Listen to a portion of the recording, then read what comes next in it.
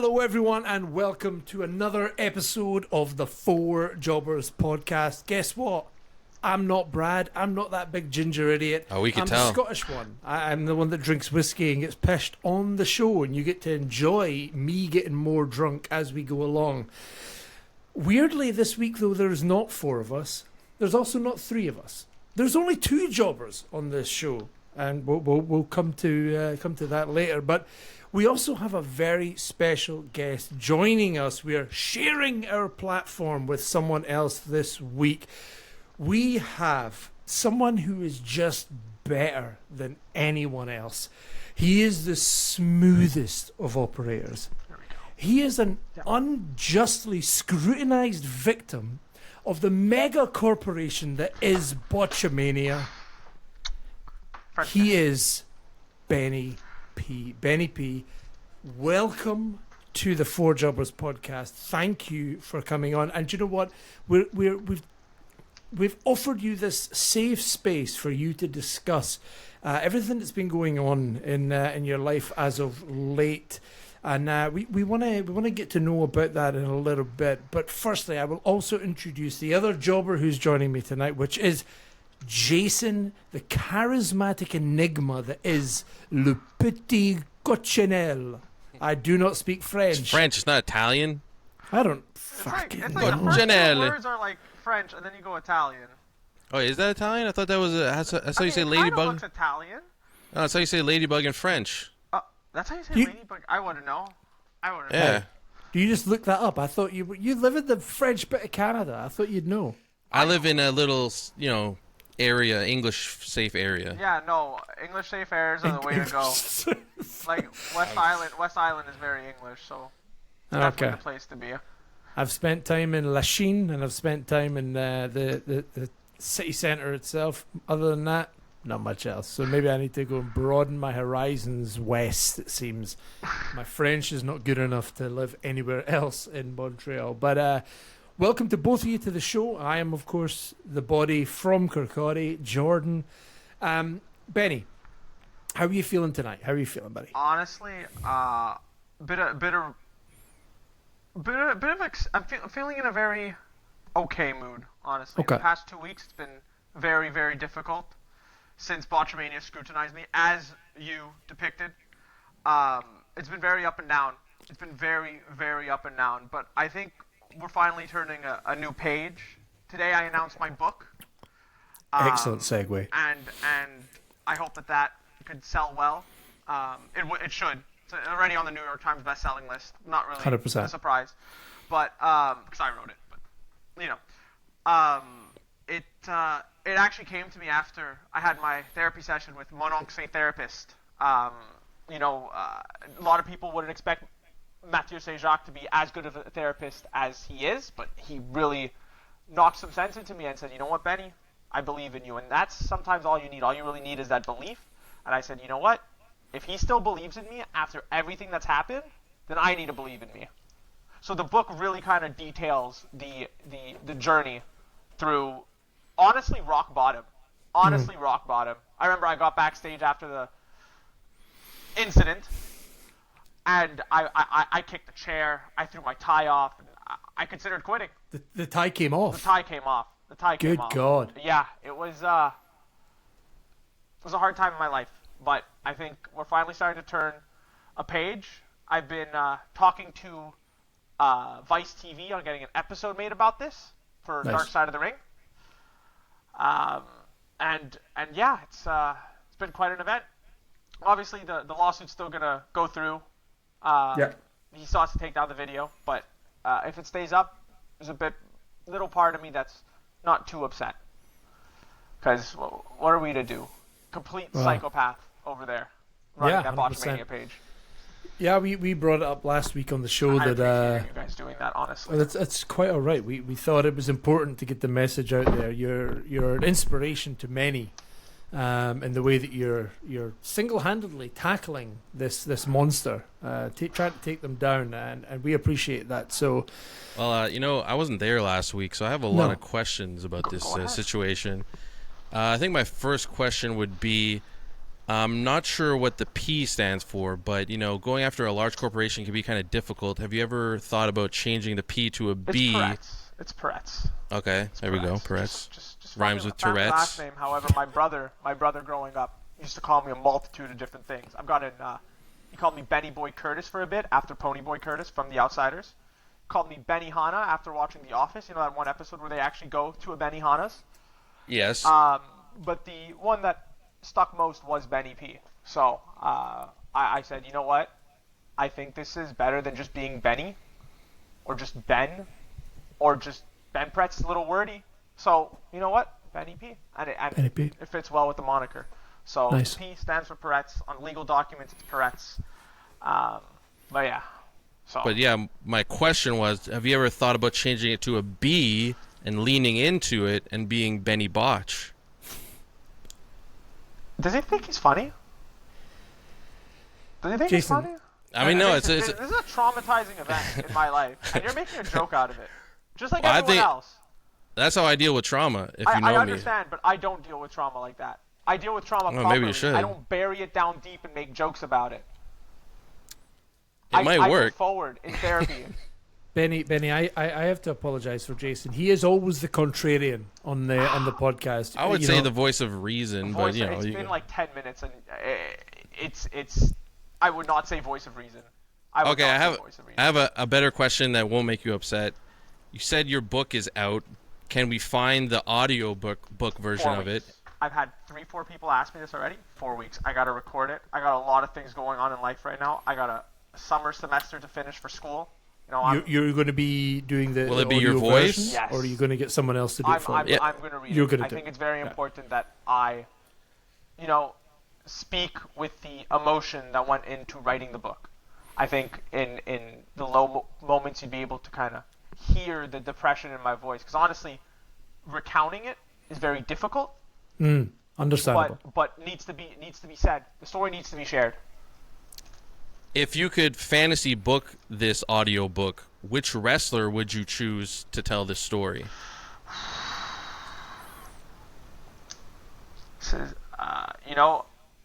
I'm basically like the rising goat here in Quebec, so I would have the actual goat in Bryan Danielson read through it.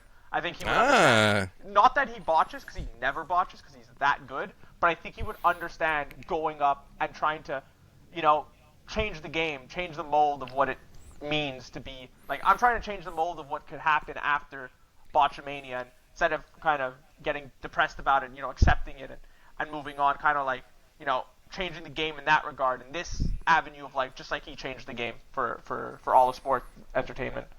And he would appreciate the audio book because there's less trees dying for audiobooks. Exactly. Very good point, Jason. Finally, you called yourself the voice of reason. Finally, something reasonable leaving your mouth. Well, I got another reasonable thing.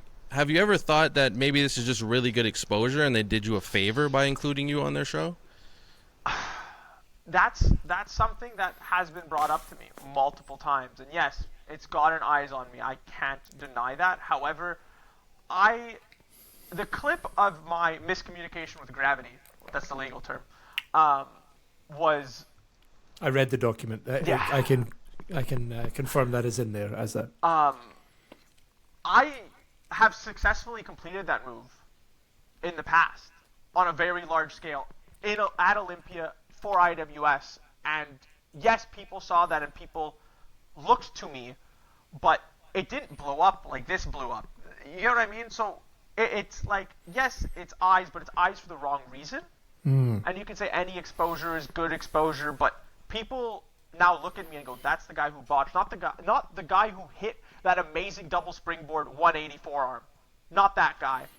And that's who I am. I'm someone who could pull that out of nowhere. I'm that wrestler. I can do whatever I want. Anything you can dream of, I could do it. Just don't need to do it all the time. Well, you are better than anyone else. So I have heard from some sources that actually the ropes that night were not tightened to the. We were semi-main. Yeah. They were not regulations. So, these things happen. It's wrestling. We expect that there are going to be independent mistakes wrestling. on the 100%. part of the production crew from time to time, but it's not them that get the stick. It's you, Yeah. and that's what's so difficult about this entire situation. So I'll actually break it down for you. A lot of people, for some reason, like to lather themselves up in like baby oil post-match, pre-match, and it was definitely some oil on the ropes. The ropes, you could see. I get the first springboard, so the ropes are fine, but the second rope lathered in baby oil, and I might, and by might I mean I do blame Johnny Taka, who was in that match, maybe Okay. XS, because they love to oil themselves up pre-match. I don't know why. oiled up, hitting the ropes pretty hard. Exactly. Yeah. Exactly. Okay. So definitely. My God. Definitely. I imagine that's brought up in the book at some point. Yes. 100%. Okay. I really break down exactly what went wrong in that match, every little second, and every little detail, because it's important that everyone knows that this is not my fault. This was a conglomeration of errors by the people around me. Yeah, I'm fascinated to read about it. I genuinely can't wait. I'm not someone who can I'll send you one typically. personally. How about that? I mean, if you could, Signed if you and could, everything. You've been phenomenal tonight. After the entrance you gave me Thank today, you. you've been phenomenal. thank you so much. I will pay for the postage to Scotland because I appreciate that would be quite expensive It's a for you. lot. I don't want you to incur that, so I would pay for it. Don't worry about that. But yeah, that's such a kind gesture from such a inspiring man. On the topic of the exposure, as Jason put it earlier, it is difficult because initially my thought was when I saw this that that maybe there is exposure, but then actually what I've seen from social media is just a glaring endorsement of how appalling the general public are, and that they just want to see a freak show, and that's they're the same people that laugh at you, Jason, in the street when you're walking downtown. You don't like that, so I mean, I'm a funny guy. What's wrong with that? well, not at 3 a.m. when you're standing outside. What's that pizza place called? Probably like a Danny boys' note Pizza. or something. What was it? Danny Pizza. Danny Pizza. When you're trying to order a slice out there and someone's laughing at you and you don't know why. That's those people. That's the same people, Jason. If I'm getting food, I don't want to be laughed at. Any Well, there other we go. time, I could dig it. That is it. Well, Benny, thank you for jumping on with us, even just briefly, just to have a little conversation about kind of what's going on, and to let people know how you're feeling, how you're doing. You said that the book is out the audiobooks in 4 weeks. You said Audiobooks in 4 weeks. Books are hitting shelves on Friday. Fantastic. Might push it back to Saturday though to help IWS. I don't want my book coming out on the same day as that IWS show. Very big show at Olympia. Not on it. They didn't want me stealing the show again like I did last time by actually hitting the move. So happens sometimes, You can't help but put two and two together when things like this are going around in the last couple of weeks and you don't get booked for a show. What's the title of the book? I have changed the title at least 3-4 times. So honestly, it's A working title. The working title currently, as published, it's Fallen but Not Counted Out. My journey through Botchamania and back. It's very wordy, but it sounds pretty good. it's like title It's a book. subtitle. It's title words. subtitle. The words are You've supposed to be read inside, Harry not the Potter. title. You've read Harry Potter and the Philosopher's Stone. I right? never read Harry Potter. You're talking to the wrong guy. Jason doesn't know how to read. Jason, that, I have ghost readers. that's why you needed the audiobook. That's why he's asking about it. That's why Yeah, he's asking there you for the go. audiobook. There you go. Very I'm an audio man. common of Montrealers, honestly, nowadays. Honestly, Our Well, you education systems aren't there. Happens. can't read in English or in French. Useless, Jason. But you know what? We still love you. You're here for a reason. You've got hot takes on all things wrestling. And you know what? If nothing else, they get views on our platform because Jason, they're what is your so wrestling hot. hot take? If I could ask, what is your biggest Oh. wrestling hot take? You really want to know? I do. I actually, because I have I don't know a if I really have big one. wrestling hot take as well. Like I have an absolutely massive wrestling hot take as well that like I know I'm kind of wrong for, but like it only keeps getting it only keeps getting like strengthened every week. But Exciting. Jason, I don't have one in the chamber. I think usually I get attacked for how much I like Goldberg and put and put him high on the list of all-time wrestlers. Maybe that could be it. I don't know. what would like? Is he like top 25 for you? Is that? I think you can make the argument because for me, when everyone says like, "Are you a good wrestler?" everyone always thinks in-ring work. Okay, so but that's not a criteria. What are your criteria? is it? No, it's a criteria. No, but like it's not the biggest part of your criteria. It's not the biggest part. I understand. I completely understand that.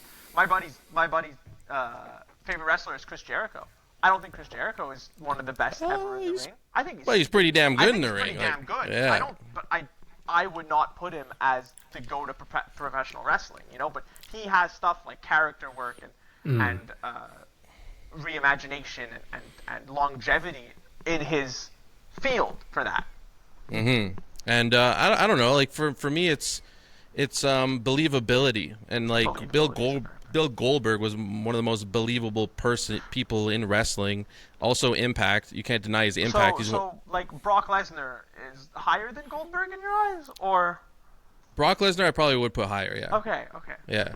I just wanted to. Because in ring he's a better worker than Goldberg, obviously. Yeah. My take is that Lesnar is just everything Goldberg wishes he could be. I mean, I wouldn't go that far, but there's probably parts of it that are true. In terms of, not like as a human, but in terms of like the wrestler, Yeah, but like, even Brock, Brock was very one-dimensional for a while too, and people didn't want to hear what he had to say on the mic. He was very awkward. So, then you stick with Paul Heyman, and you're a happy man. True, and Goldberg never had a Paul Heyman. That's another thing, But Goldberg could also not wrestle a match over like 5 minutes, and it'd be anything solid, Yeah, So, I mean, he doesn't get paid by the hour, So fair enough. He can impact the show in a couple minutes. Yeah. Negatively. One of my favorite memories in wrestling is when who was it he beat when he came back at Survivor Series? Was it Brock? When he came back, squashed Brock. Yeah. He squashed Brock. That was amazing. That is a amazing moment. But it's a moment also because he's killing Brock, and you don't For expect sure. Brock to get killed. It's the same thing when Brock killed Cena. When Brock killed Cena, you were like, "Oh my God, what just happened? Our hero John Cena just got murdered by Brock Lesnar," and you're like. No, for sure. It matters who he hurt, like, or who he destroyed, for sure. Like, that matters. I think highly of Brock as well. Like, I don't take anything away from Brock. But that was just a great moment. I don't know. I think, like, I've kind of adopted this position because I like to stand up for people, and people were, like, crap on Goldberg way too much, I don't think he should be crapped on. I think he played his role in the kind of history of wrestling.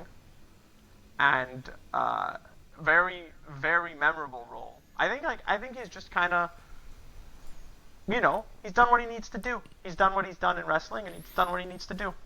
I think that's the point from someone like me who doesn't like Goldberg. I never had. Did you? You didn't experience him when it was happening. You didn't watch WCW. I was younger, so yeah. I didn't. I experienced it, but not in the same way that you did. But so when I watched someone like Goldberg,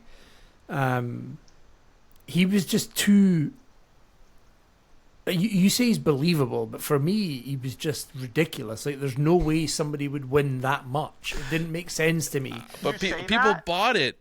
Full bought it, yeah. How much did you enjoy when Wardlow was just like powerbomb killing people week in? Yeah, week you out? did. Yeah, you did. I remember when Wardlow killed like 10 security Everyone likes a guards? winner. Yeah. Until they win too much. Wardlow popped the handcuffs off in a steel cage and then just murdered MJF and Sean Spears.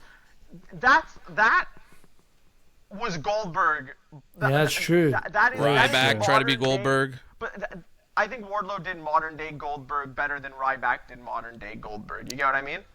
Oh, just because he just power bombed everyone. You love watching these people just die to a power bomb.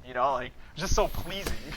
Yeah, like I think you're right in what you say, Benny, and that Goldberg did what he had to do. He was a product of that time for me, and I think now when I see him come back, I'm like, I don't get it. I don't. Because you never had it So if you 100%. see him come back older and worse, it's not going to hit. But folk pop from now. Folk pop from on Because Raw they have this fond week, memories. and I'm like, there's what? Everyone in that audience is over the age of 35. Don't be No, but ridiculous. he's had more. He's had people's recent. dads. If wrestling is very much a kid's business, you want to sell Yeah. to kids. Kids need to go to shows with parents, and chances are their 100%. parents used to watch wrestling growing up, so their parents And I probably get watched that. I Goldberg get and that. said, you know what, wrestling's in town, WWE's in town. I might not watch anymore as a dad, but I know my I'll kid take my might kid. like this. Yeah. Let me take my kid out. And then Goldberg comes out, and this dad's like, oh my god. And then the kid's like, wait, my dad's excited. Yay! And then the whole arena gets Yeah, going. that is true. That is true. And also, like, Goldberg comes out with so much aura. Like, he's got an aura to him. And that's something Yeah. that's very difficult for certain wrestlers. That's Like, the other thing. The it factor is huge in wrestling. He 100%. has it. 100%. He has like the look, and look, if he didn't have that crazy WCW run, I think Goldberg just gets lost to history. But Oh, of course, that was massive. 100%. Yeah. But like that's what he is living off of, you know? Like that was his thing, and that's how he was presented, and that's how he still feels. That's where he got his aura from, and he's just living off his aura, which is perfectly okay. Wrestling moves so quickly, and if you could hold on to something for as long as he has, congratulations, man. You've won. Well, that I can't really argue with, can I? But there we are. But yeah, I mean, interesting segue into Goldberg, of course. Well, he's back, baby. He's back. Yeah, he's back. Obviously, Jason's excited. I imagine that Waxman is not as a massive Gunther mark, but hey ho. We'll see what comes of that particular feud in the next couple of weeks in the lead up to Saturday Night Main Event. Benny, if you're free to stick with us through some more of the podcast, you're more than welcome to join us. We were going to tackle some of the news of the week that's been happening. One of them was Goldberg. We've kind of already discussed that a little bit, but I wanted your view, Jason and Benny, of course, and on a new signee in NXT with a new name, because that's what you do when you come from anywhere else into WWE. Everyone knows who you are. You pretend you're that person for about 2 weeks, and then you change your name to something that doesn't really make as much sense. But Blake Monroe, we've seen a lot of BM bowel movement. We've seen a lot of we've seen a lot from Mariah May over the last couple of years. Genuinely someone that on the Four Jobbers we very much admire. Incredible talent. I'm interested to see where this particular version of her goes, because I feel like it's just going to be a watered down version in NXT. But what's your guys' thoughts on the name and on the? I wish the they stuck with introduction? the same, like Mariah May, like a villain in like a Marvel movie. Yeah. Like Okay, the, nice. The same Yeah. letter. I wish they stuck with that. I don't like the B and the M. I don't. Should have been like Blake Belair, not Belair. But, like, Blake yeah. whatever. Blake Belair. something. Blake B. yeah. Or what's her last? What's her name? Blake. Monroe. So I'm assuming it's like- Monroe Morrison or something. I don't know. Like They something could like have that. made it even May Monroe, and we're still happy. You know Yeah, what I May mean? Monroe. Like May that Monroe. sounds so Like, it still Blake sounds good, Lively yeah. or whatever she's called now. Like I don't know. I personally am devastated. I am. Understandable. I am someone who watches Dynamite every week. Damn. I love the AEW product. That's a rare breed. I think WWE is great, and I think they're sailing a beautiful, steady ship. But I'm just so invested in that AEW product. I don't have time to watch my Monday wrestling. I don't have time to watch Friday wrestling. I don't have time to watch NXT.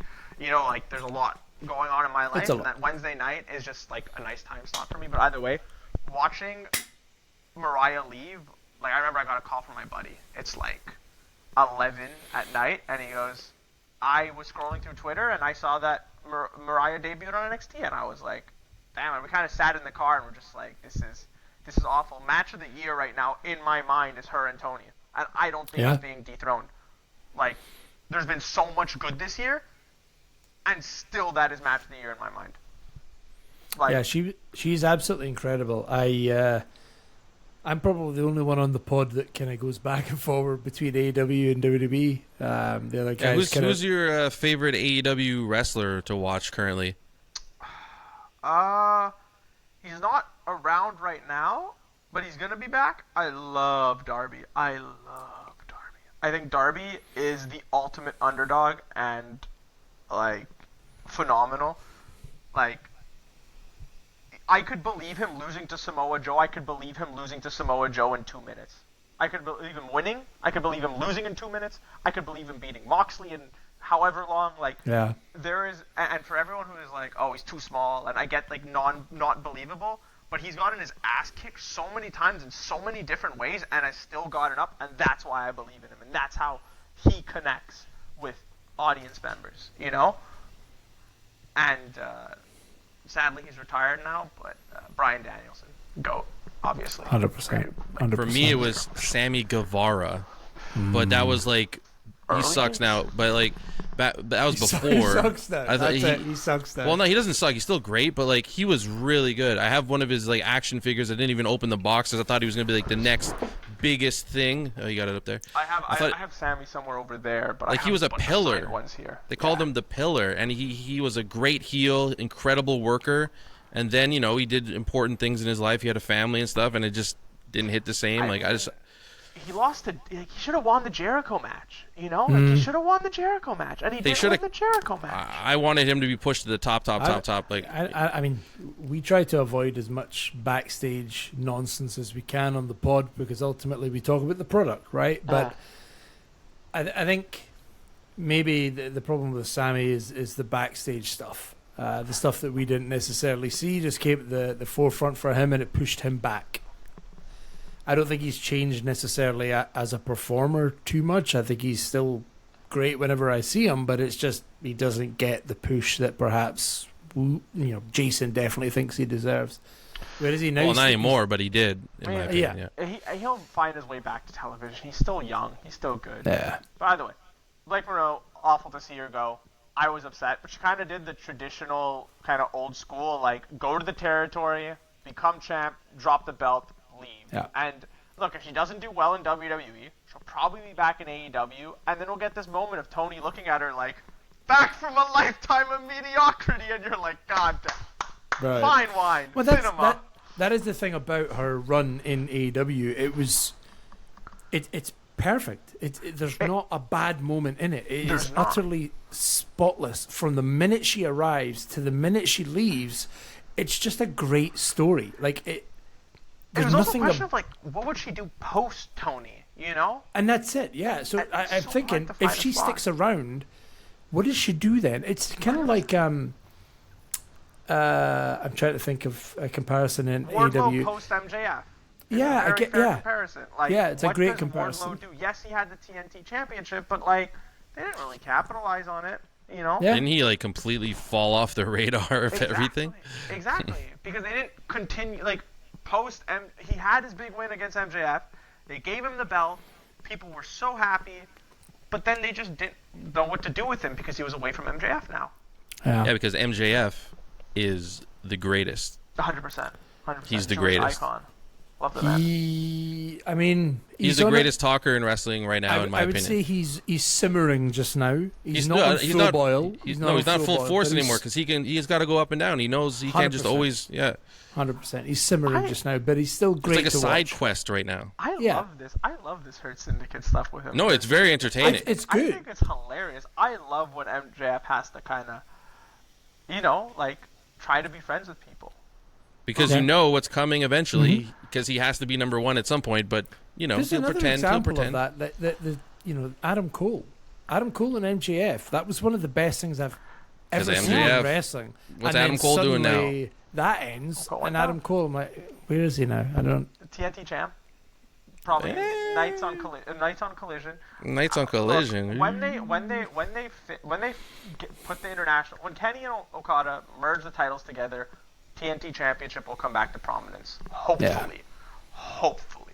Yeah. Because look, like if we could get Adam Cole having an Orange Cassidy-esque reign with the TNT Championship, I think we're in business.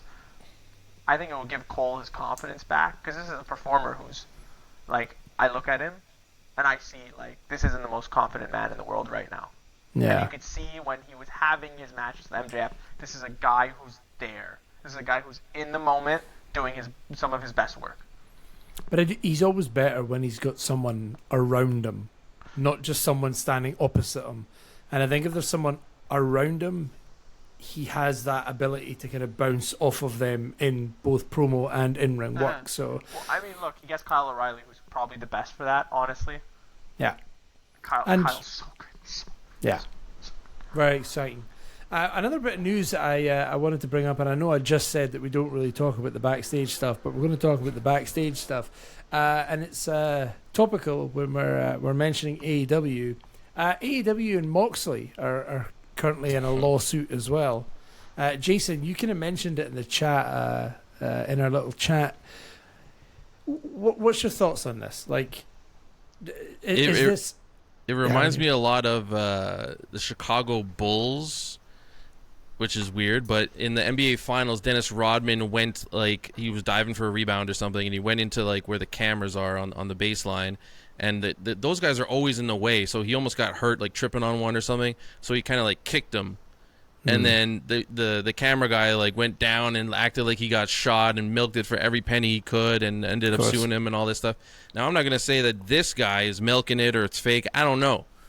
But I watched the clip, and if he did not agree to... I don't know how it works. You would know better than me, Benny. Like, the people that get thrown around on the sidelines, do they always know ahead of time? Do they have to agree to it? Probably, right? So, like... Probably not, honestly. I know... No?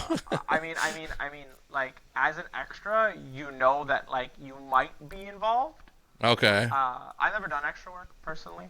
I'm a little too You're early for always that. the star of the show. But maybe you hit an extra or something, or just got upset and kicked him in the head or something, you know? No, I mean, I know people around me have. Like, Frank Milano's done it for WWE a bit. Will Malte has done it. Yane Harrison, recently, kind of the most prime example of that, just getting RKO'd at when they were in Toronto, I think. But they kind of say, hey, like, for, like, spots within the match, they're like, okay, yeah, you're probably going to go in and take this and take that and whatever. But I think you're just kind of standing there by ringside, and for him to get shoved, I think it was just... I didn't see the clip, but, like, I'm pretty sure he just got shoved.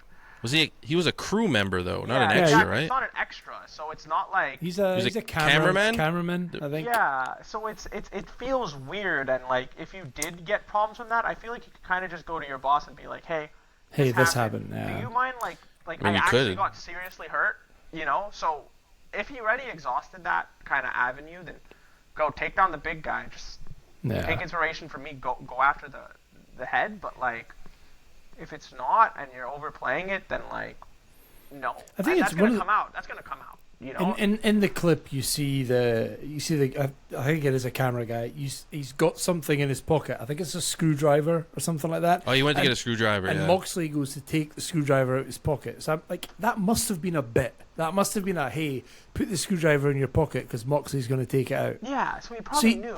He must have knew that something was going. But maybe he didn't know he'd get pushed. Was it a push? Mm. Yeah, he shoves him over and he falls over and hits his head or whatever. But, like, and whatever. And whatever, you know.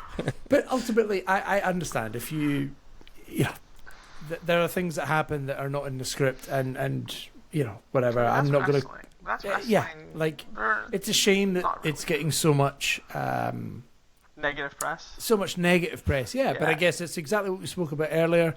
You know, there's always going to be the negative press that outshines the reasonable press, you know? Did you see Ricochet's tweet about it? Yeah, that was something. I mean, hey, that's someone standing up for their company. I'll never... Well, he deleted it, though. What's up with that? Well, I mean, then he's like, okay... What up with that? You act impulsively sometimes. Everyone's a victim to their I'm not an impulsive tweeter, you know, like, I think... and it was a pretty long one he put out there. I don't know. I thought it was like a sentence where it was like don't be like. I thought it was very much like a you're a pussy, not like those words exactly, but that's like kind of what I think I saw. I don't know. I scrolled through Facebook and saw it. But he's also trying to play a heel like on Twitter, so maybe it was like in his character. Yeah. Maybe he took it down, then maybe he found that he crossed a line or something. So yeah, I think it's difficult if you're your social media is an extension of your character in wrestling so much now that. Oh yeah, it just said we live in a world of pussies. Okay, it wasn't like a long thing. Yeah, exactly. We live in a world of pussies. It is funny, to be fair, but hell. But yeah, like I hope it doesn't get too much more press until it's kind of solved. Like realistically, it's just something that we don't need to know about. I imagine it's not. So the why are you first telling time. us? Because we wanted your opinion on it. Fucking, I won't bring it up again, then you dick. Good. Jesus, let's talk about something else. Let's talk about someone that's injured. Liv Morgan. Liv Morgan, unfortunately, it's believed that she might be out for up to 6 months, which is quite What a happened? time. It's shoulder. Dislocated shoulder, I believe, is what we're being. Holy moly! That's awful. That sucks. That really sucks for Liv. She finally found her footing. Like in the past couple years, she's really kind of found her game. She has been incredible, and we used to talk about her all the time. We wanted her off the screen, like go back, like it's not working. But she, to her credit, she's done an incredible job for a long time now. Yeah. Like And she's it's not- top of the I top. I don't love her character. I think her character is great, but it's not perfect. Not No. perfect But for in her. comparison to where she was before, Oh, a million times. Yeah. She's just confident when she I mean, speaks. a few years ago, she was in an affair with Lana. Like, Oh yeah, man, that was that where was she bad. was. that was bad. And now look at her. That's when I got like back she's into wrestling. It was bad. yeah, it's What are they incredible. So I'm gutted. I'm absolutely gutted to hear that she's. But the comeback will she's be injured. epic. Oh yeah, 100%. Get a nice pop. I wonder what'll happen with the women's tag titles if she's out that long. Oh yeah, she has those. That needs to right. That needs to. They could go. just pretend they don't exist. That would work. I mean, they do that a lot with those belts, don't they? And Well, it kind of Mhm. sucks. We've got a new women's tag team on the horizon in the Dungeon Dolls. Who's that? Natalia and the other one from the Alpha Academy. Natalia? Maxine, is it Maxine? Maxine Dupree. Maxine No, Dupree. don't even watch WWE and I got it. There we go. Maxine go. Dupree and Natalia are now known as the When Dungeon did that happen? Dolls. Like this week or last week. Honestly, On Raw?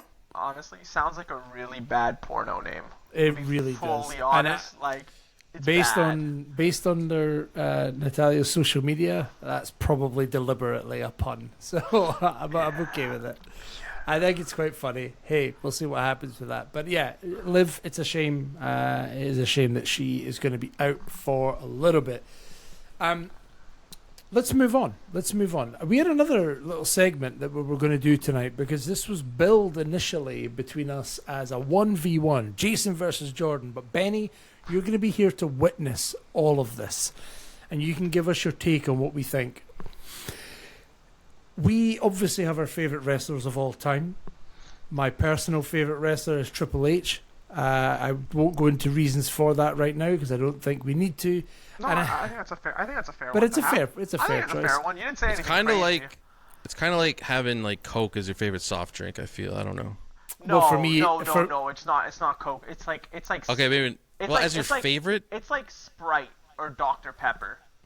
No, I because love Dr. Pepper's my favorite, and it's like special. He doesn't. I He don't- just doesn't want it to be Dr Pepper. No, because Dr Pepper's like very different. Like I don't like Dr Pepper, but Dr Pepper, you either really like it or you really don't like it. And that's how I think people feel about Triple H. You either think he's phenomenal and like the greatest, or you're like, Well, I don't like. so him for X, Y, and me, Z. in Scotland, the number one drink is Iron Brew. Fun fact: Iron Brew is the only soft drink that's ever beaten Coca-Cola in the number one soft drink in a country that it's I available. wouldn't even call it a soft drink. Iron Brew. Iron Brew. Yeah, I don't know. There's something weird about it. I don't know. It's just It's just a soda. It's banging. Anyway, if you've never heard of Benny, get some Iron Brew. It's unbelievable. But I just said Coke because everyone drinks Coke. Everyone says it's good, but who says it's my favorite My soft mother. drink? My mother. Really? Does. Well, My she likes mother. Triple H.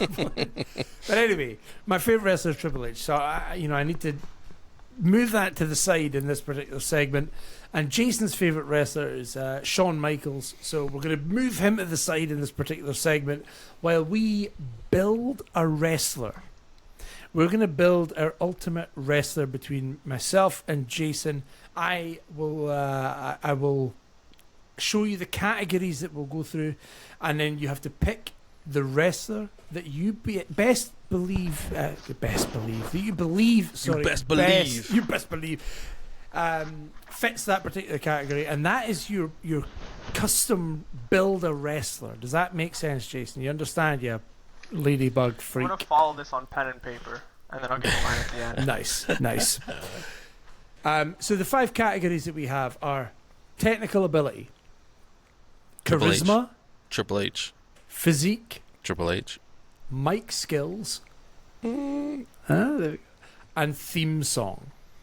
Okay, so I have mine here. Jason, I've given you some time to think about this. I gave you a bit of a heads up on what was going to happen here. So if you've not thought about it till now, tough. That's your fault. But I have thought about it. You have thought about it. Damn it. I'm gonna go to you first. I'm gonna give you first. Technical ability. We'll start with that. Who would you pick? Okay, so obviously when we think of technical ability, we always go to Bret Hart. And when I was younger, admittedly, I wasn't the biggest Bret Hart fan. I didn't appreciate him as much as I was a stupid kid. And as I get older, I do appreciate him more. So I was going to go there. But then I said, no, I'm going to go to someone else that gets underappreciated, even though he is beloved. I'm going to go with someone a little bit more high-flying with the ability to do shocking moves, but also can rip your ankle off if need be. I'm going to go with Kurt Angle.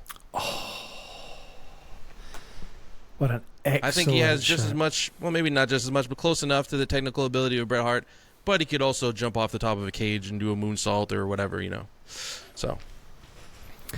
You're an absolute rat. Is that what you were going to choose? Yeah, that's what I had down. It's a perfect choice. Sorry. Do you know what it is? I was going to change it, but I'm not, because I 100% believe that, not specifically in the era of WWE, but within TNA as well.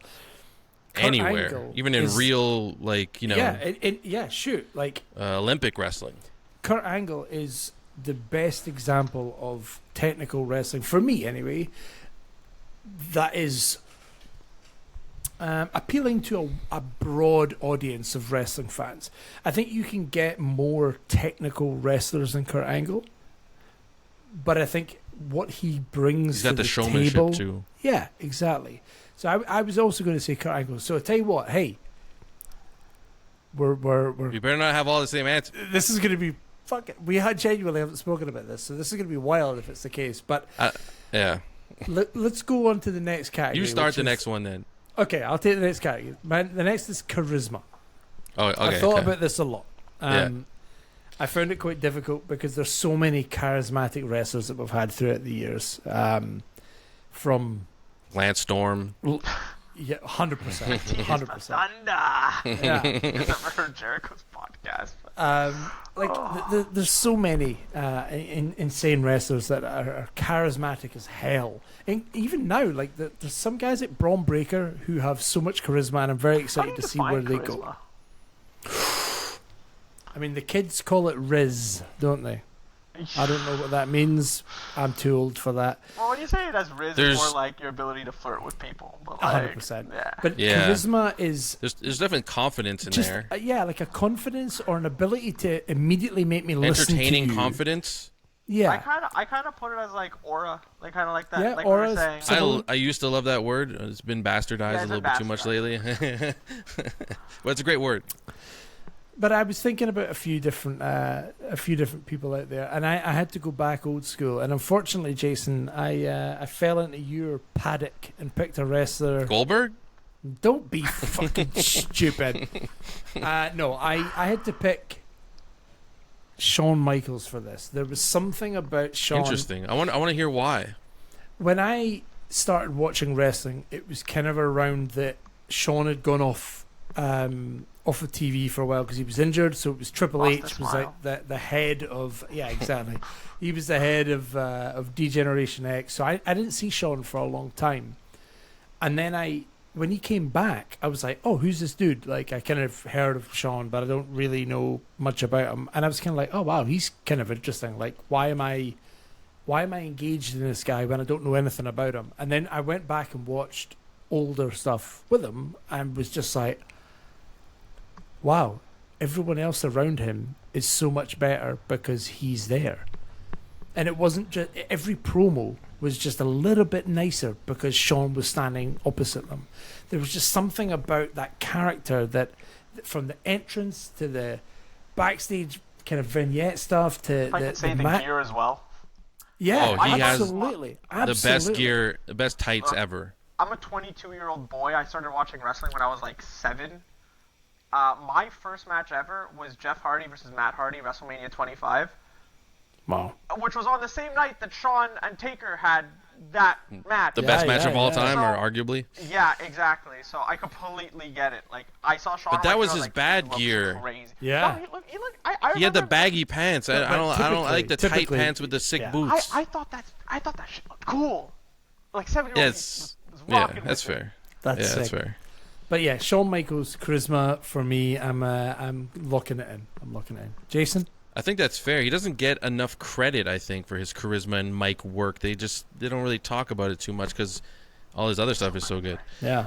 But when I think of charisma, I want to name someone that's able to produce it in so many different ways, so many different characters, so many different eras, and is still doing it to this day. Chris Jericho, to me, fair. is one of the most charismatic wrestlers of all time.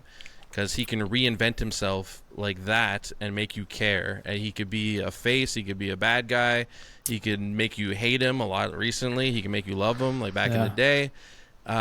He has iconic moments from each iteration of himself. He can make you laugh with a list, with a little piece of paper, the Geritron, everything around him. He turns into a marketing opportunity for his charisma. And he's just so natural. He's also like obviously a rock star, so he has stage presence. He could do it 100%. All. Like he's just an absolutely incredible professional wrestler. So I got to go with him for charisma. Well, I am glad that he did make the list because he is one of the best ever. So yeah, I understand that. Moving on to physique. This could be an interesting one. Jason, you take it off. I was gonna say Goldberg, but I decided not to. Man, well, I mean, we can't say Goldberg doesn't have an amazing. I'm not talking about now Goldberg. I'm talking about WCW. He's got the worst hair I've ever seen. The bald head just accentuates his body. Yeah. Doesn't take away from it. Yeah, it helps. But you know, isn't it funny? Because I'm going to ruin potentially a pick. I don't imagine it will be, but that is the same for someone like Karrion Kross. He was so much more intimidating when he had no hair, right? He might be smaller now. He's still obviously in incredible shape, but he might be a bit smaller. Yeah. He's got he's got the hair. It doesn't. No. I'm gonna go with one of my favorite wrestling physiques. I know, and you might be obliged to go with the big Jack Juice heads or the super six packs or whatever. And this guy, you know, he has it all. His physique is incredible, especially his legs. If you go back, his legs looked incredible. I'm gonna give you a specific time period too. 2001, The Rock. Interesting. That is before he was jacked up like crazy. He had good lean muscle. He had the length. He did like the floppy kicks but he still looked intimidating. Go back and look at his legs; they're insane. He's got like horse legs back in the day, but like his upper body was like lean enough for. I don't want my wrestler to be too jacked. You know, I want him to look like he can take a beating and give a beating. So I think that was the best version of The Rock, my favorite for sure. So I'm gonna go with that. Wow, there we go. I tell you what, Jason, we are either in sync or we're. You picked The Rock. head to head here. This is wild. I didn't think. Which it was Rock be... though? No, I didn't pick Rock. Oh, okay. In this particular case, we're head to head because my personal favorite physique was Austin. I mean, he does have an incredible. I think underrated. Like people don't even. There's something about him. I love somebody who looks like they're fresh out the gym, but they've just had 5 pints. That's probably what happened. Yeah. That's how I look underneath this shirt, right? Mm-hmm. No, but yeah, that's the kind of physique that I loved because it was again believable to me. Like I watched that and I thought he's ripped, but he also looks like he knows how to have a little bloated and have a burger, and like that was appealing to me because it was real. As much as I love someone like Triple H, who's got abs on abs on abs, it felt almost alien to see it. Like someone like Stone Cold was attainable. Yeah, so he was like realistic. Like I could look like that. Exactly. I don't And know. I want that in. I mean, I could try. It's not going to happen, but I could. I could look like that if I wanted to. So Stone Cold. I can't believe we're so close here, And he had Jason. funny. He's the most intimidating man with 2 knee braces I've ever seen in my Right? life. Yeah. Right. It's funny because like I said, I wrote this down. Like I have Pac and Buddy Matthews as like 2 guys that I'm like. Oh, yeah. their physique They look is incredible. from another planet. But, They're like- from another planet.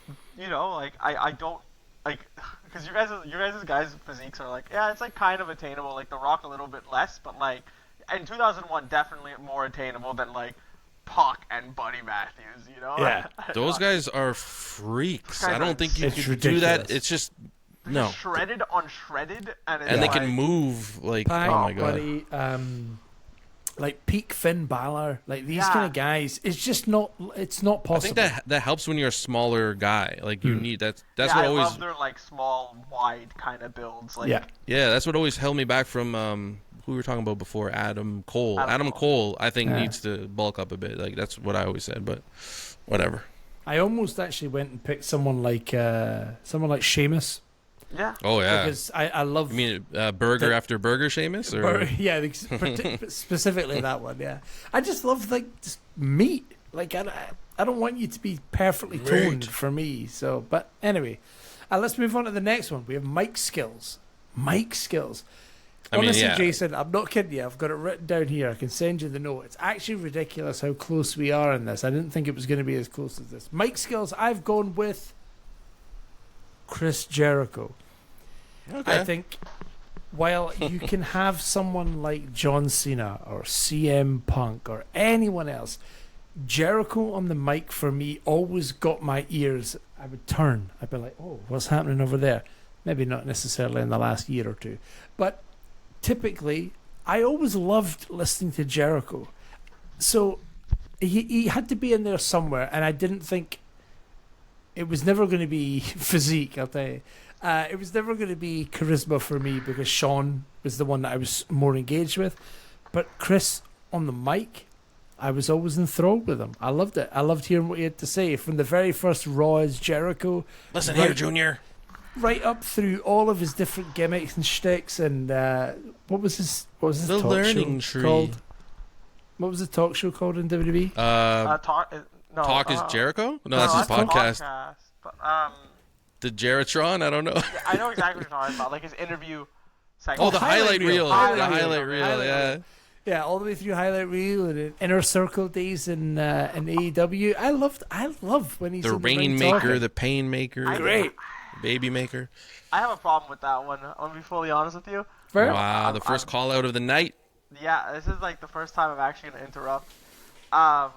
Look, my buddy who loves Jericho, I don't even think he thinks Jericho's the best on the mic. Jericho, what Jericho is really good at is getting a catchphrase and using it to his heart's content. But I never feel like truly gripped by anything Jericho says. I don't feel moved. I don't feel excited. Fair. Jericho also does the kind of does the wrestling tropes a lot of the time, like the wow tropes. Like when he had like just recent memory, like the America Top Team thing, he was just kind of like ripping the girl, and I think it was like Paige Van Zandt, whatever. Basically the normal like you're a whore, you know, like, and it's like it's very cheap. It's very like go to. It's just like I was like, come on, Jericho, we could do better than this, Jericho. And then he does stick with the tropes, and I think. Sorry to cut you off. No, but, like, I think someone like I'm gonna say MJF, and yes, we say MJF like feels so low, but like think about when MJF had to turn when he has to turn it up. The feud with Hangman recently was incredible. Mm-hmm. Even like I know like Jeff Jarrett can't cut a promo to save his life, but I genuinely enjoyed those Jeff Jarrett promos. MJF against Jeff Jarrett promos. Yes, he went for the low-hanging fruit, but so is his character. But he still says it. You know, like it's kind of one of those things where it's like if he didn't say the low-hanging fruit, it'd be like, why didn't MJF say that? Also, MJF promos as well. Think about when he was wrestling Samoa Joe.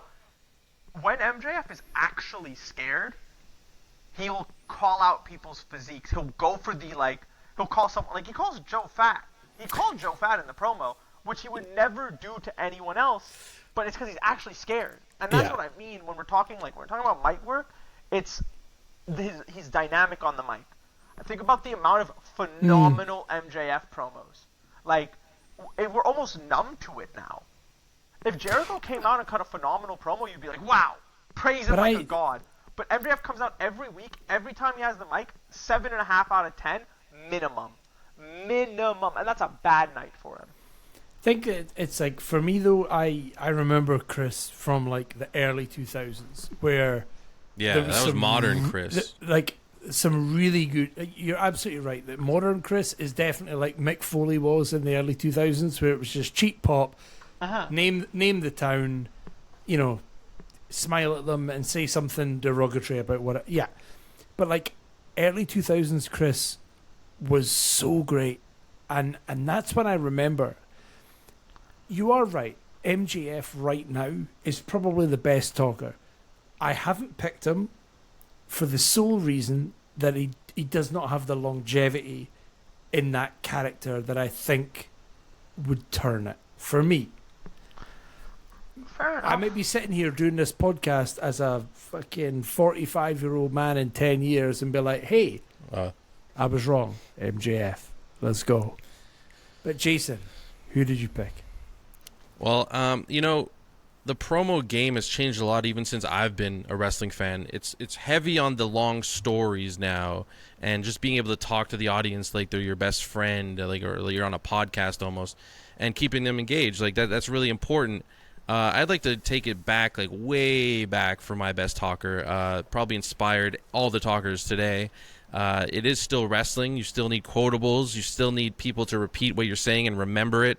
You still, you could tell your whole life story, but if it's not entertaining and you're not saying it in a way that I'm going to remember it, what's the point?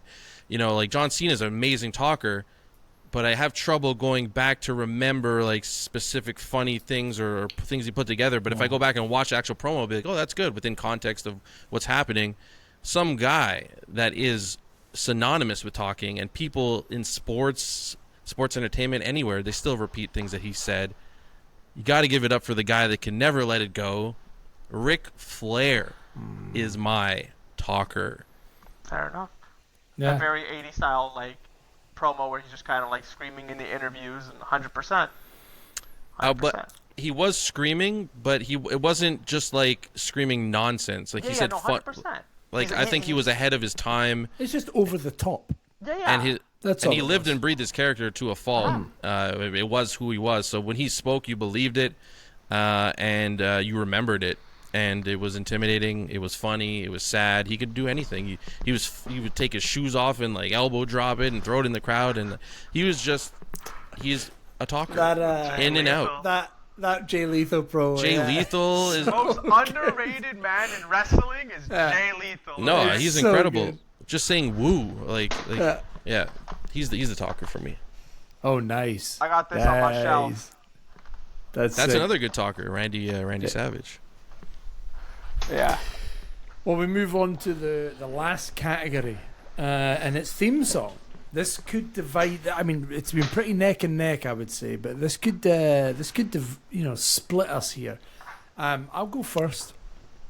For me, I think. No, wait. Did I go first last time? I did go first. Before you say this, what? Like, I think, because here's my take. I think you need to entrance goes along with theme, if that makes sense. Because it's not just the song that's the best. You have to come out at the right times. Fine. You get what I mean? So like, stuff like I'm gonna say like Punk's definitely up there because you get that, and then he comes out. Edge, you think you know what I mean? Like that's what makes like. You think you know me? Are we all like in that thing where like that's the most important part of your 100%. theme? Like your theme you is. You mean the opening? Is the everything. opening start. of the theme, 100%. The pop. Like that's how we're okay. I just want to make sure like that's how we're 100%. thinking about theme. I mean, you don't That's have what to we're have that. You could take. That's very important. I'm just asking if that's how we're breaking it down. I mean, Well, if I think about purely theme, the one that I've picked is not my favorite theme because it's not the one that I would. I don't think it's my favorite either. The one I picked. Oh, I wouldn't play it because I'm like, So, well, actually, I would, but that's because I'm weird. But I went first last time, so Jason, I'll hand it over to you. Okay, so the theme I chose, I have to be specific because it's a little bit different than what you might think. I think he had two themes. Oh. One when he was a heel, I think, or just before he turned heel. He changed it just a little bit. And it has, I think, unquestionably the best pop or starting to any theme. The Glass Shatter. Yeah, I gotta go fair. with Stone Cold Steve Austin, but not the original one. The one where it's like step up, you need to Oh, the like when you got version. it's Disturbed. Yeah. Okay, Yeah, I Disturbed. think Yeah, it's that Disturbed, version yeah. to me, because you still have the glass break, and then you got the amazing vocals, and you got the bridge that's incredible. I always, for me, when I was younger, like whenever I would always think like the theme playing when the guy won the title. And that's why, like, my favorite theme is Shawn Michaels, because it's funny, sexy boy, whatever, but it has an amazing guitar solo, and you're just raising the title as the guitar solo is playing. Like, 100%. but in this case, yeah, Stone Cold Steve Austin, the glass break, you can't beat that. You absolutely can't beat that. Well, you can. You can. You can. You 100% can. I'm sorry, you can. Beat the Mine glass has already break. been mentioned. You've already kind of taken my thunder, but take yourself back, right? You're sitting watching WWE Royal Rumble 2020, Yeah. So good. and then suddenly it's counting down. 10, 9, 3, 2, 1. You think you know me. Amazing. On this day, Metalingus by Alter Bridge, Edge's theme, the way that everything just kind of go, it's so faint to begin with, and it builds, and there's that drum, and it. I mean, Alter Bridge are also one of my favorite bands of all time, so I don't really have a choice. I kind of have to pick this, but Metalingus, Edge, the entrance, the smoke that kind of billows out and everything, it's. Hey, it's just a song, all unbelievable. right? Forget your smoke. Well, yeah, It's true. all about vibes because look, It's I a We're talking vibe. about entrance. I gotta change my answer. have Bryan Danielson coming out the final countdown, and every time I think about Oh, that was a I sick think, one. That I was think cool. about All In, him coming out at Wembley. You hear the dun, dun, doo-doo-doo, and the whole crowd goes crazy. Yeah, that's true. And then that's you fair. have the whole. He gets to the rope, and you hear the whole crowd go, "It's the fight!" And you're like, Yeah. I was shivers, shivers. in a stadium like Wembley. I was lucky enough to be at the first All In Wembley. It was unbelievable. Like hearing some of what the audience was doing in an arena like that. Sorry, it was just unbelievable. So yeah, like that's incredible, absolutely incredible. But no, for me, it's Edge, Metalingus. So there you have it. We have our 5 categories. Our builder wrestler is complete. I cannot believe that me and Jason are as close as we were. I thought Jason was going to start shouting stupid stuff like so far superstar from Billy Graham and all this kind of pish, but no, he stuck with it. But there we are. There is our builder wrestler. It is And so complete. go through it quick. For me, technical ability, Kurt Angle. For me, talk also on- Kurt Angle. I had Oh yeah, that's true. Zack Sabre Jr. Oh, nice, great shout, great shout. But underrated pick, Orange Cassidy. Pockets? Okay, I'm not- pockets.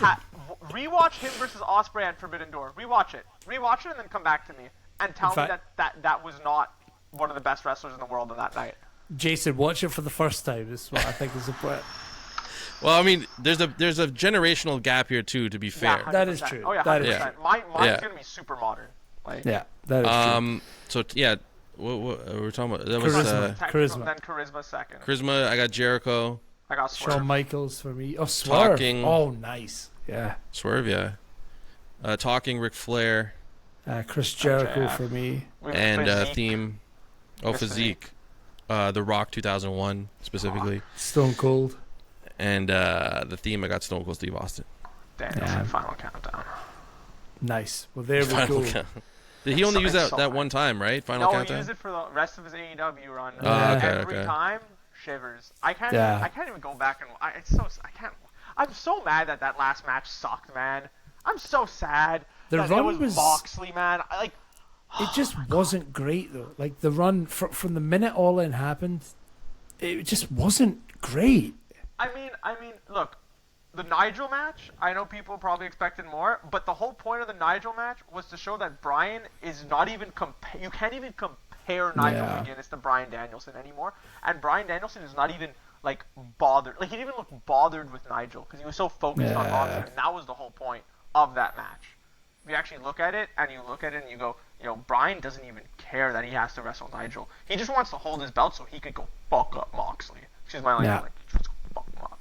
And then, I swear it's fine. Moxley's my wrestling hot take. I think he's ass. I think he's so bad. I don't think it's a hot take anymore. No. But that's what I was saying earlier. Like, it's only like approving and like kind of like. I think he's kind of like he's got too much of a grip on everything. Like, It's not even that. It's just it feels so contrarian, if that makes sense. He feels like he needs to be presented as this big tough guy. But when has he actually done big tough guy things as of late? Never. It's all comical. Well, like he did. Look. Him and Hanger, Texas Death, Baller, all the blood and guts and stuff like that. Baller, definitely. But like this whole run has like when he like choked out Bryan with a plastic bag. I'm like, oh shit, like. That the beginning of this run, you need to remember, we were excited for the beginning of this run. Yeah, it was unreal. It was so good. Darby left because Darby was the man. Like Darby had to beat Mox for this. Like we're gonna that would have been cool, yeah. No, but it should have been him. Like if Darby did not go away to go climb Mount Everest, I think Darby's your AEW World Champion at All In. I think it's.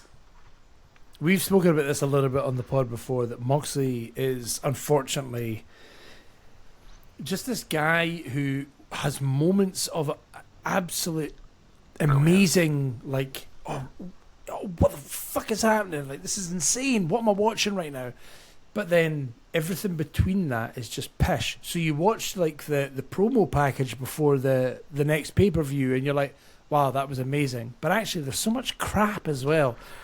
I'm just so sick of watching AEW and Moxley comes out and says to someone, hey, I don't think you're ready for me, and then suddenly he's bleeding, and I'm like, nothing happened. He literally just said hello to the guy, and he's suddenly bleeding, or like is fucking. The bleeding was a bigger issue, like I would say about like a year and a bit ago. I think as of late, the bleeding's been a little bit better, but like I don't know. I don't like me personally. I don't get how you could have 3 matches with Bryan Danielson and all of them be like 6 out of 10.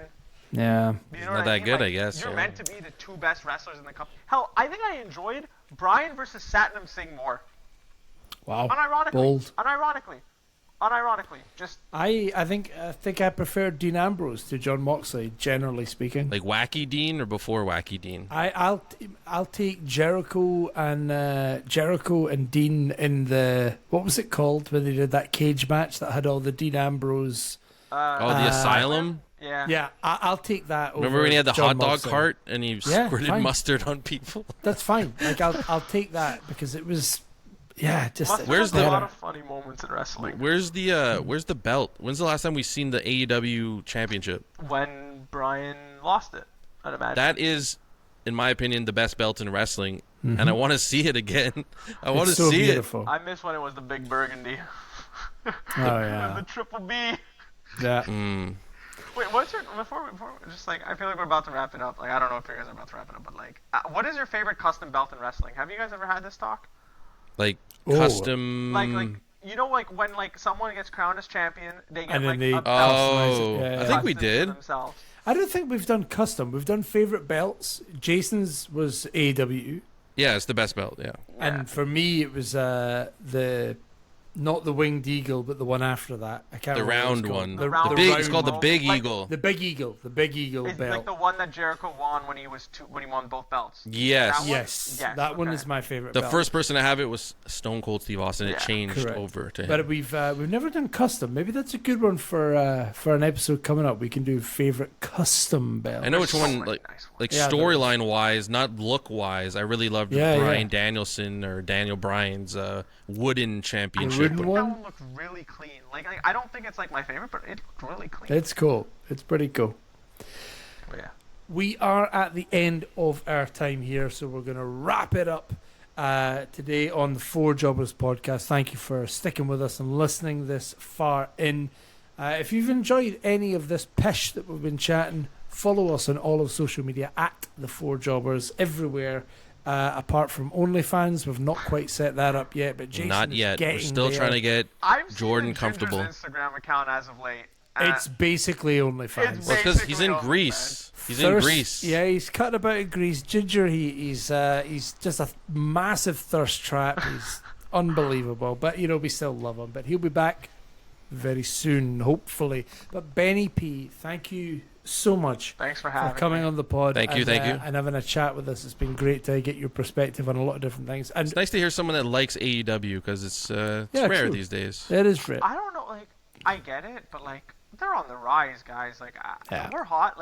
They're hot again. I don't know what to tell you. They're hot It's getting again. there. It's Like, getting there. I hope so. I want them to do well. I was so excited when they started, and and then they had to go through COVID and everything. It's very tough for a new company. COVID, they killed it in COVID, and then they fell off because of the CM Punk stuff, and it sucks. Yeah. That got them way too much Think- bad press. But I think finally, even Ospreay said it in a promo. It's guys, people are starting to believe in us again. Yeah. And when he said that, I remember looking over at my buddy. It was We pretty are much believing in it. after All In London. Give that the strap was- to MJF that and was when follow I kinda him. Not Yeah. stopped, but it died for me a little bit. But it's getting there. It's getting there. We're going. But again, thank you so much for everyone listening this week. We will see you, or you'll hear us, more importantly, next week on the Four Jobbers podcast. Thank you. Good night. Good night.